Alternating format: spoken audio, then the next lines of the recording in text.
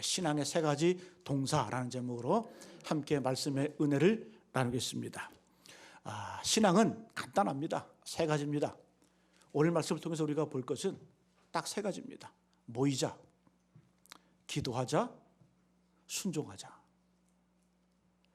모이면 부족함이 보입니다. 약함이 보입니다. 내 점검이 됩니다. 그래서 모이는 게 참 중요해요. 우리가 예배 자리 가운데 모여서 예배드리고 기도하며 말씀을 들을 때에 일단 모이면 내 심령이 점검이 됩니다. 나의 부족함이 보여요. 그 다음에 그걸 통해서 우리가 기도가 터져나오게 됩니다. 그러면 기도하게 되면 하나님이 채워주세요. 공급해 주세요. 변화시켜 주십니다. 여러분, 우리가 하나님이 살아계시다는 것을 믿고 계시죠? 하나님의 살아계심을 믿습니까? 그러면 하나님의 살아계심을 어떻게 믿으실 거예요? 근거가 있어야 될 거 아니에요. 여러분, 하나님의 살아계심 여러 가지로 증명할 수 있지만, 과학적으로 존재론적으로 증명할 수 있지만, 가장 중요한 것은 뭐예요? 하나님이 살아계시다는 그 증거, 내 기도가 응답된다는 거예요. 여러분, 기도하면 두 가지 현상이 나타나요. 기도하면 내 기도가 응답이 됩니다. 두 번째는 기도하는 내가 변화가 됩니다. 그래서 기도가 참 중요한 거예요. 기도가 참. 그래서 모이면 부족함이 보입니다. 그리고 그 부족함을 가지고 기도합니다. 기도하면 응답이 되고 또 동시에 내 자신이 변화가 됩니다. 그럼 하나님께서 가르쳐 주시고 길을 보여주시는데 우리는 그 길에 따라서 순종을 하면 되는 거예요. 순종하면 되는 거예요. 여러분, 신앙은 복잡한 게 없어요. 모이고 기도하고 순종할 때 하나님의 역사가 나타나고 하나님의 능력이 우리의 삶 가운데 임하게 될 줄로 믿습니다. 오늘 말씀이 그 내용이거든요. 예수님께서 부활하셨습니다. 죽음을 이기시고 부활하셨어요. 그리고 40일 동안 제자들과 함께 예루살렘에서 다시 한번 제자들을 가르치시고 함께 하십니다. 그리고 40일이 지난 이후에 부활 승천, 하늘로 올리우십니다. 마지막에 예수님께서 하늘로 올라오시기 이전에, 승천하시기 전에 제자들에게 말씀하셨죠. 자기를 따르는 무리들에게 너희는 예루살렘을 떠나지 말라. 떠나지 말라. 예루살렘을 떠나지 말고 약속하신 성령을 기다리라. 이렇게 말씀하셨어요. 이 말씀에 근거해서 제자들은 예루살렘을 떠나지 않습니다. 그리고 사도행전 2장 3장에서 보듯이 마가의 다락방에서 모입니다. 기도합니다. 그리고 성령의 불이 임해요.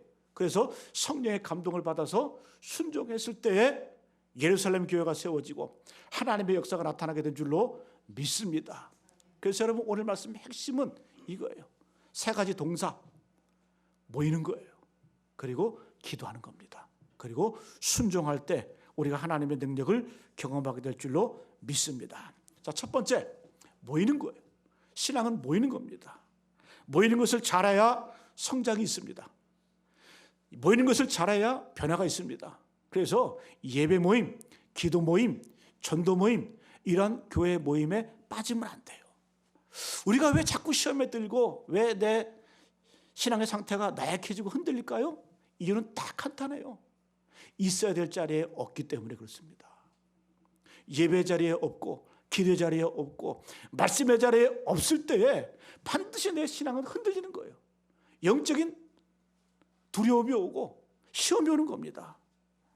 여러분, 어떨 때는 우리가 모임을 우습게 여길 때가 있어요. 매일 모이는 것, 일주일에 몇 번씩 모이는데 꼭 모여야 되냐? 아니에요.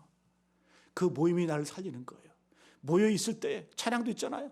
우리 모일 때 주 성령이 말이, 우리 모일 때 주 이 말이, 우리 마음 모아 주께 경배할 때 주가 우리를 어떻게 해요? 지켜주시며 인도하시리.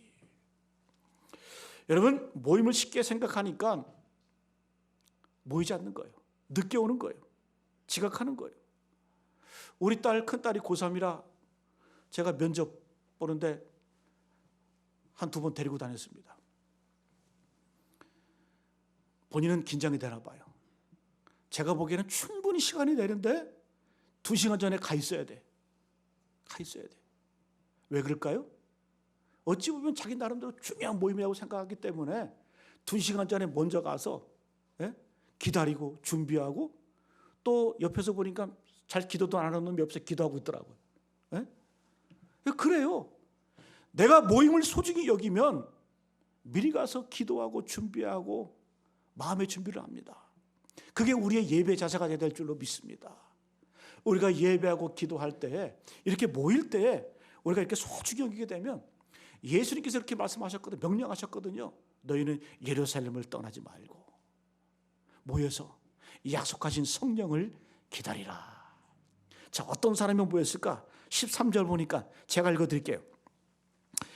들어가 그들이 유하는 다락방으로 올라가니 베드로, 요한, 야고보, 안드레와 빌립, 도마와 바돌로메, 마테와 및 알페의 아들 야고보, 셀로딘 시몬, 야고보의 아들 유다가 다 거기 있어. 이것은 제자들의 명단입니다.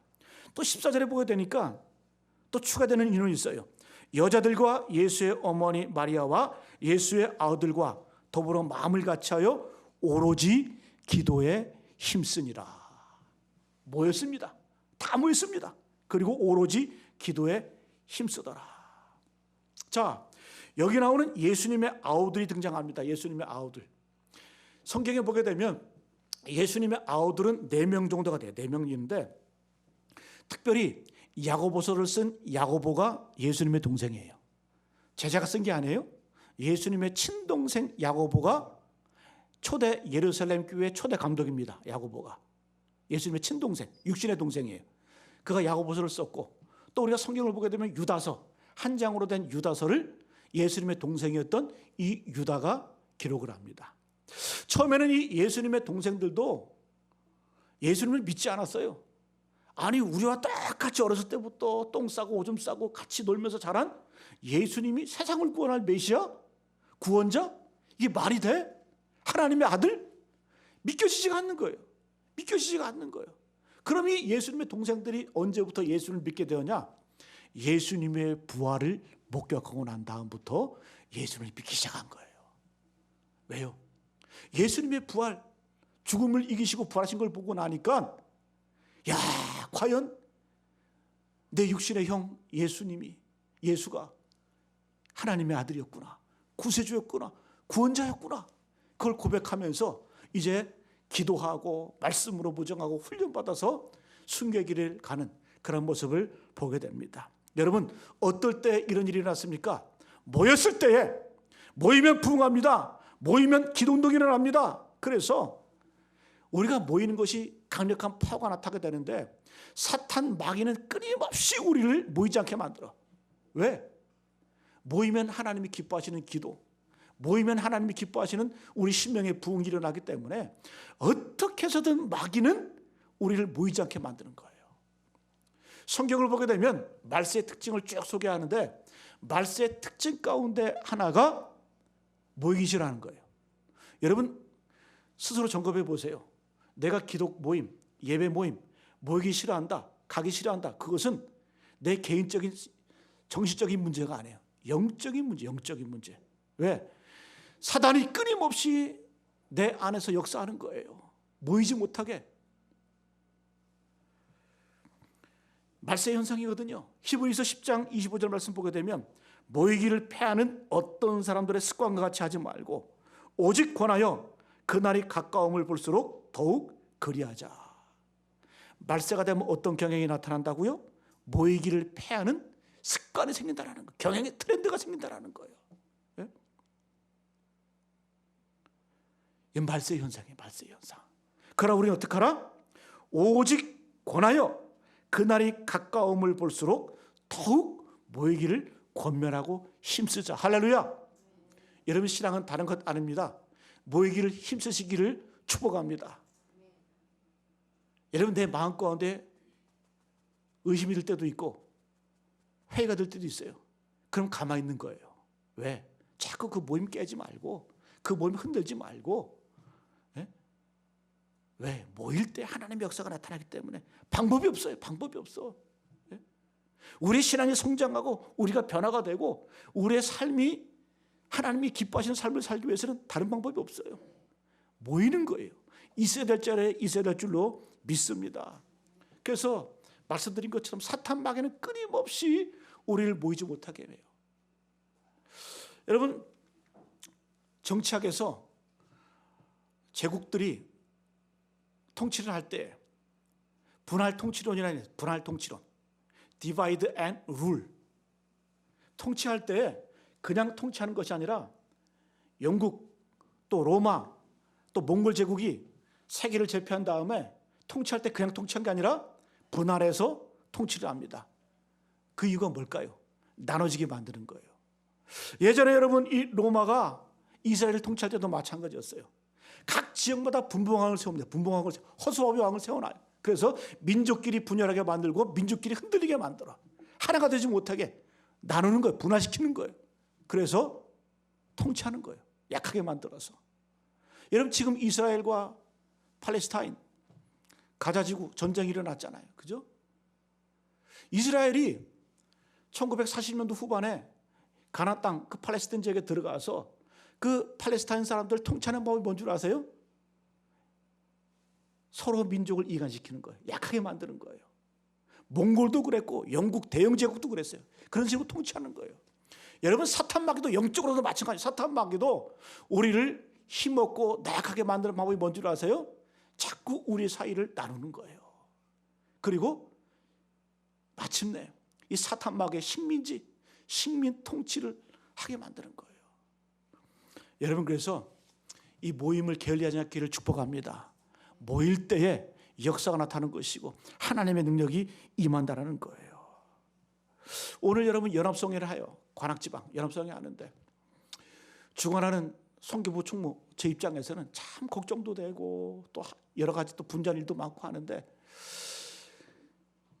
작년에 같은 경우에는 참 그래도 코로나 상황 가운데서도 많이 모였어요. 많이 모였고 또 이번에도 기도하면서 준비하고 있는데 여러분 왜 연합해야 될까? 연합해야 될까? 하나님이 기뻐하시는 것이기 때문에 연합하는 거예요. 모여서 기도하고 모여서 찬송하고 모여서 은혜를 구할 때에 하나님의 역사가 임하는 거예요. 예수님도 강조하셨잖아요. 마태복음 18장 19절 20절 말씀에 진실로 다시 너에게 이르노니 예수님께서 이 말씀이 얼마나 귀하면 진실로 그래 진실로 그리고 다시 말하노니 진실로 다시 말하노니 너희 중에 두 사람이 땅에서 합심하여 무엇이든지 구하면 하늘에 계신 내 아버지께서 그들을 위하여 이루게 하시리라. 내가 진실로 다시 말한다. 너희 두세 사람이 합심해서 기도하면 그 기도에 내가 응답해서 이루어주겠다.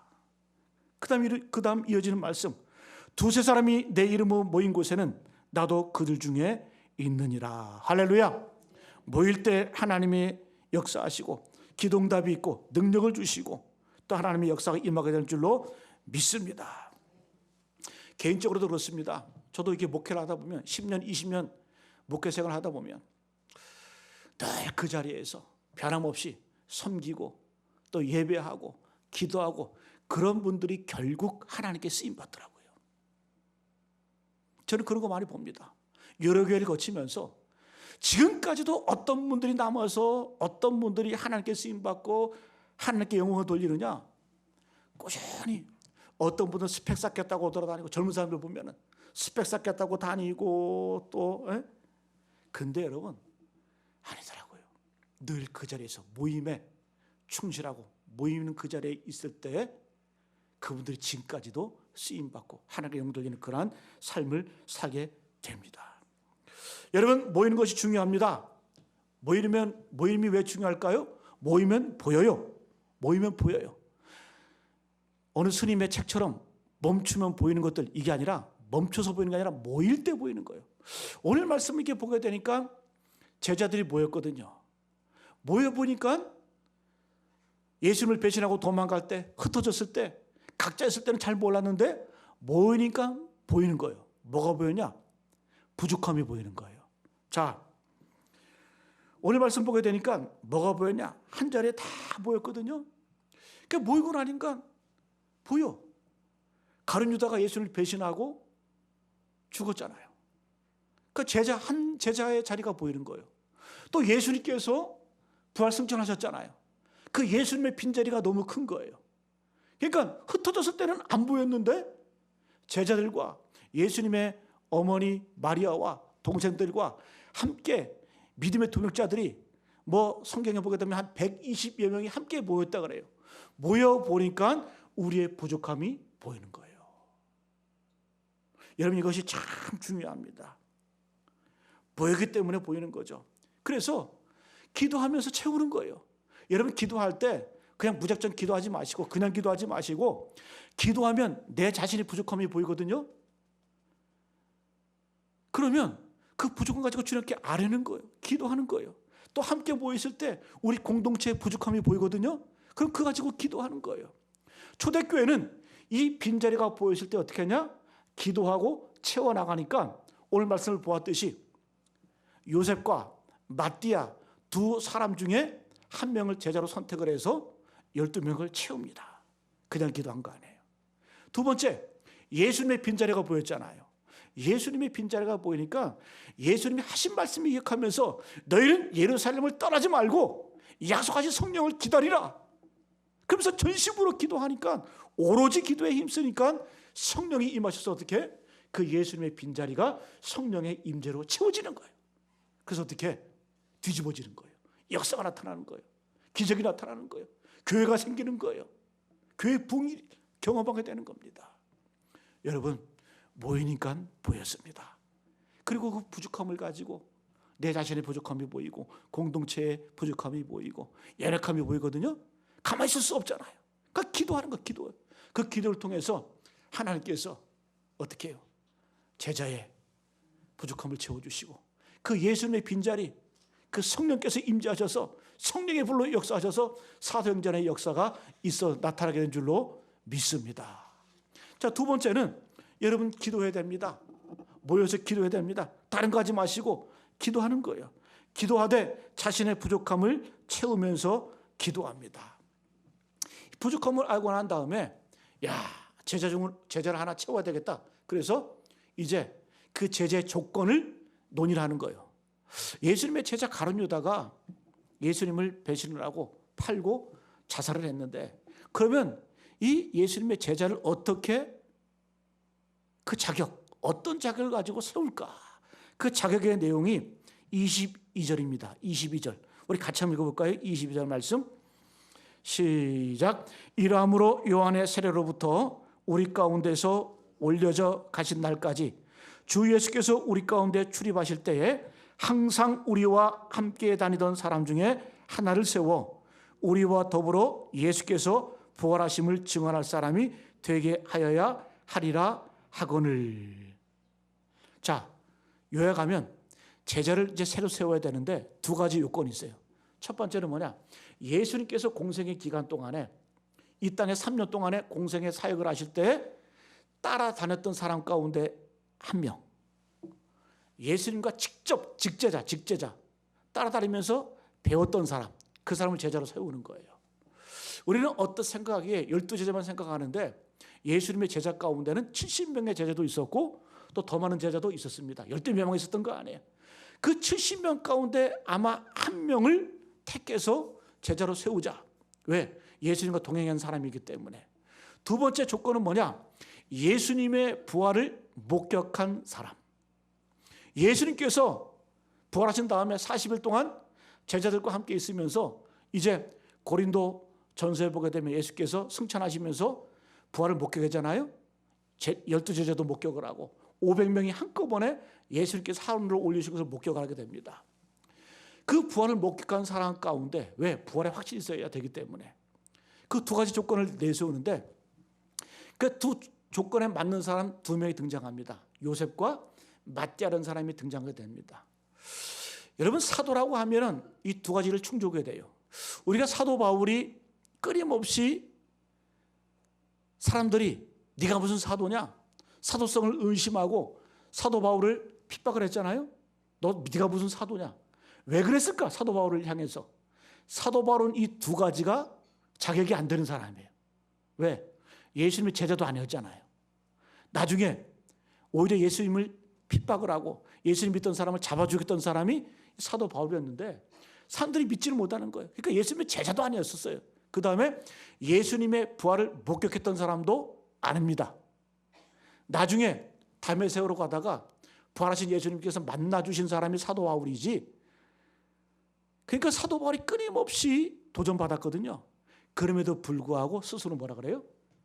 예수께서, 하나님께서 나를 사도로 세우셨기 때문에 나는 분명한 사도다, 이런 확신이 있었기 때문에 서신서를 보게 되면 예수 그리스도의 종 나 바울은 사도로 부르심을 받아 하나님의 복음을 위하여 택함을 입었다라고 선포를 합니다. 여러분, 어쨌든 이제 이 두 명을 놓고 그러면서 이제 어떤 과정을 거쳐서 뽑느냐? 제비뽑기를 해요. 그런데 중요한 건 뭔지 아세요? 그냥 제비 뽑은 게 아니라 기도하고 제비 뽑습니다. 기도하고 제비 뽑아요. 그럼 이걸 누구한테 배웠을까? 예수님에게 배웠어요. 예수님께서 12제자를 뽑을 때에 그냥 뽑은 게 아니라 기도하고 뽑으셨어요. 그 말씀이 어디에 있냐? 누가복음 6장 12절 제가 읽어드릴게요. 이때에 예수께서 기도하시러 산으로 가사 밤이 새도록 하나님께 기도하시고 밝음에 그 제자들을 부르사 그 중에서 12를 택하여 사도라 칭하셨으니. 분명히 말씀해요. 예수님께서 산으로 올라가셔서 밤새도록 기도하세요. 밤새도록 하나님께 기도하시고 날이 밝자 내려오셔가지고 사도를, 제자들을 택하시고 그 다음에 그 중에 12명을 사도로 택하셨습니다. 제자들이 그걸 보한 거예요. 아, 예수님께서 제자들 택하실 때에 기도하시고 뽑은 것처럼 우리도 제비 뽑지만 기도 먼저 하자.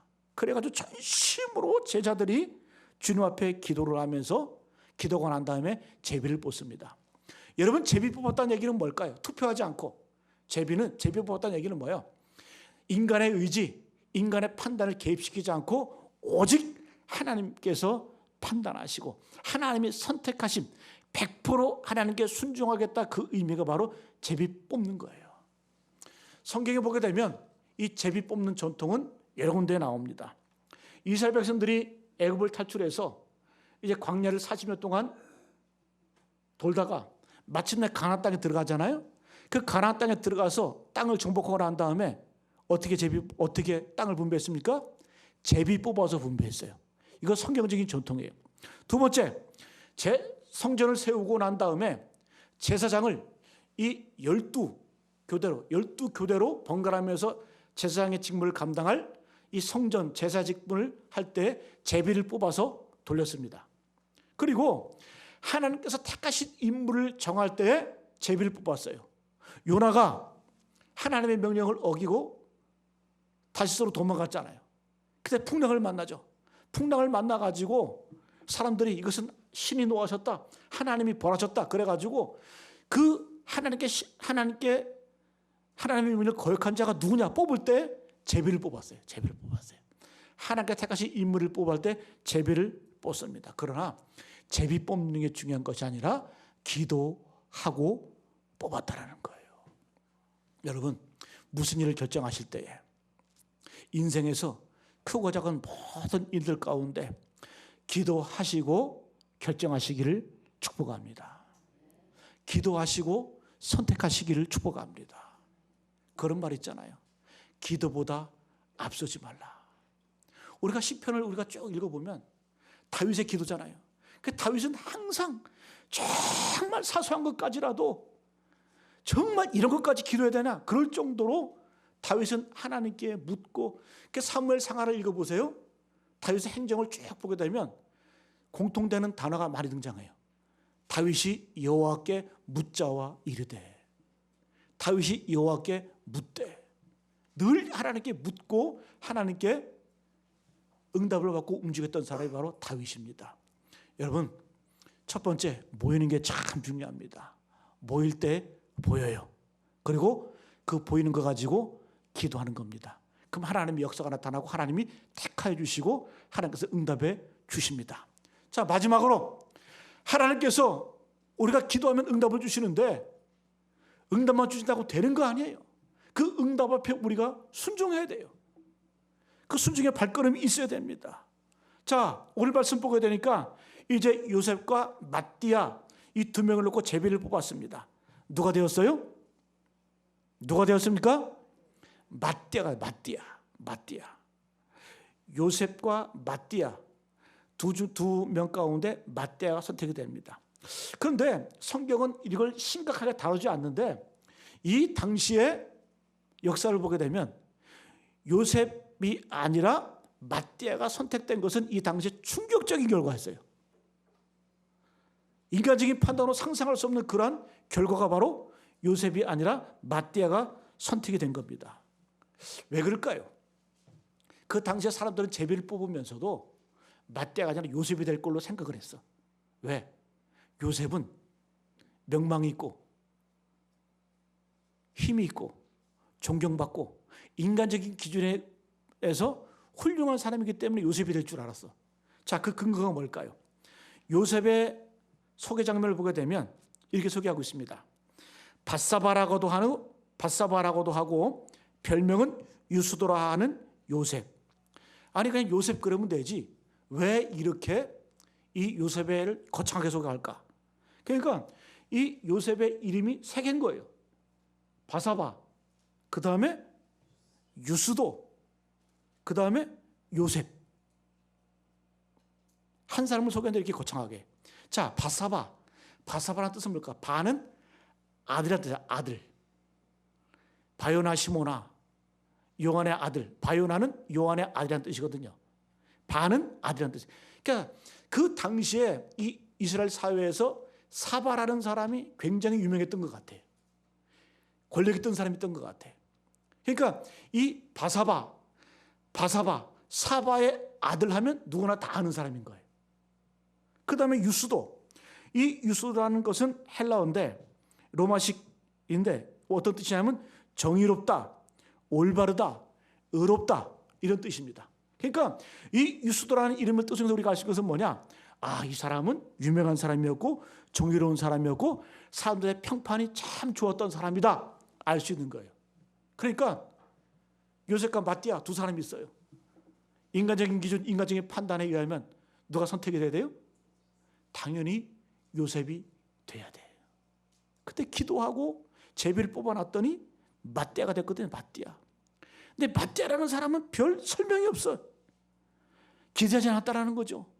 별로 이렇게 존재감이 없는 사람이었다라는 거죠. 여러분, 이런 일이 벌어지면 사람들은 시험에 듭니다. 그런데 초대교회는 이 결과 때문에 시험에 들었다, 문제가 생겼다, 잡음이 있었다, 전혀 그런 얘기가 없어요. 그런 내용이 없어. 여러분, 만약에 오늘날 교회 가운데 어떤 사람을 뽑을 때 이런 결과가 나왔을 때 물론 제비도 뽑지 않지만 우리 어떻게 할까요? 수근수근하고 문제가 생기고 시험에 들겠죠. 그러나 초대교회는 그런 내용이 없어요. 하나님께서 택한 이 사람 부족하든 연약하든 모자르든 어떤 상황 가운데서도 초대교회는 말이 없어요. 결과에 순복합니다. 결과에 순종합니다. 그리고 예수님의 제자로 나머지 한 명을 채우게 되는 것을 보게 됩니다. 여러분, 말씀의 결론을 맺습니다. 여러분, 신앙은 단순한 거예요. 복잡하게 생각하지 마세요. 모이기를 힘쓰시기를 축복합니다. 모이지 않으면 무너져요. 모이지 않으면 실패해요. 모이지 않으면 반드시 영적인 시험이 다가옵니다. 그리고 모이면 보이거든요. 제일 먼저 내 자신의 연약함이 보여요. 내가 뭐가 부족하고 내가 무엇이 연약한지를 보여요. 그리고 함께 기도하면서 공동체 연약함이 보이거든요. 그건 그거 가지고 말을 하는 것이 아니라 모여서 기도하는 거예요. 그 기도하면 하나님이 역사하셔서 부흥을 이루시고 역사하시고 내 삶의 변화를 경험하게 되는 거예요. 그럼 하나님께서 응답해 주시거든요. 그럼 우리는 그 응답 앞에 이것이 하나님께서 가장 좋은 것을 주시고 가장 좋은 것, 가장 아름다운 결과임을 우리가 믿고 순종할 때 하나님의 놀라운 기적과 역사를 경험하게 될 줄로 믿습니다. 여러분, 마띠아는 나중에 어떻게 죽을까요? 유대인들에 의해서 에티오피아에서 복음 전하다가 그곳에 있는 유대인들에 의해서 돌에 맞아서 죽습니다. 사도 바울보다 AD 61년에 순교하게 되는데요. 사도 바울보다 먼저 3년 먼저 순교를 합니다. 피해 제사를 하나님께 올려드리는 거예요. 여러분, 맏대아가 뽑혔어요. 이 당시에 제자가 된다고 하는 것은 요즘 말로 말하면 영광스러운 거 아니에요. 남들에게 드러나는 거 아니에요. 죽을 사람 먼저 뽑는 거예요. 순교할 사람 먼저 뽑는 거예요. 그럼에도 불구하고 맏대아는 어떻게 해요? 예수님의 제자가 되어서 마지막 그 피 뿌린 피 흘림을 통하여서 하나님 나라를 완성하고 하나님 나라를 이루어가는 그런 순종의 길을 걸어가게 된 줄로 믿습니다. 여러분, 말씀 마치겠습니다. 여러분, 모이기를 힘쓰시기를 축복합니다. 사단의 유혹에 넘어가지 마세요. 모임을 회방하고 방해하고 모이기를 패하는 어떤 사람들의 습관과 같이 하지 말라 분명히 말합니다. 오직 서로 권하여 모이기를 힘써라. 그리고 기도하라. 그리고 주어진 결과에 하나님의 말씀 앞에 순종의 길을 걸어가라. 그럼 하나님이 기뻐 받으실 만한 우리 삶의 모습, 교회의 모습이 될 줄로 믿습니다. 이런 은혜가 있기를 간절히 축복합니다.